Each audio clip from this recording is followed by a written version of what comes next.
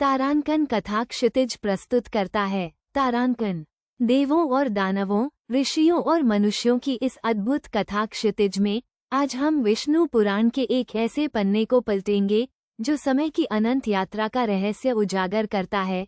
ये पन्ना है युगों की अवधारणा, जो न केवल हिंदू ब्रह्मांड विज्ञान का आधार है, बल्कि हमें ब्रह्मांड के विकास और विनाश की गहरी समझ भी प्रदान करता है। कल्पना कीजिए एक ऐसे समय की जब समय को रैखिक नहीं बल्कि एक चक्र के रूप में देखा जाता था।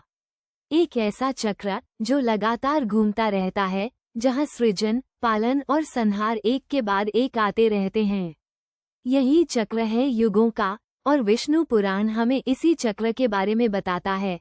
विष्णु पुराण के अनुसार समय को 4 युगों में बांटा गया है: सतयुग, त्रेतायुग, द्वापर युग और कलियुग। ये चारों युग एक निश्चित क्रम में आते हैं और प्रत्येक युग की अवधि और विशेषताएं अलग अलग होती हैं।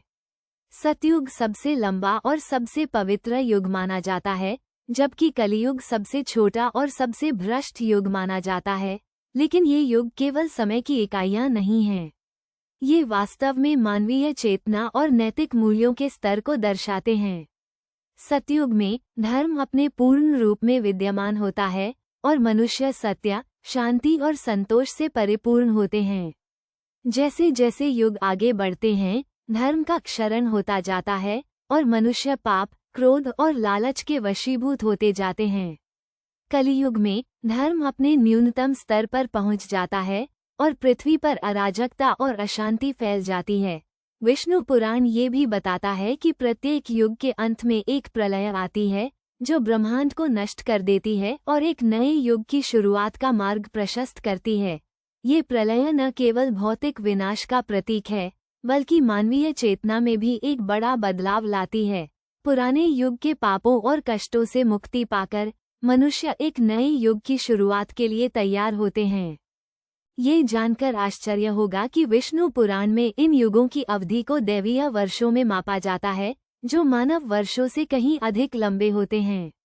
उदाहरण के लिए सतयुग 1728,000 मानव वर्षों का होता है, जबकि कलियुग 432,000 मानव वर्षों का होता है।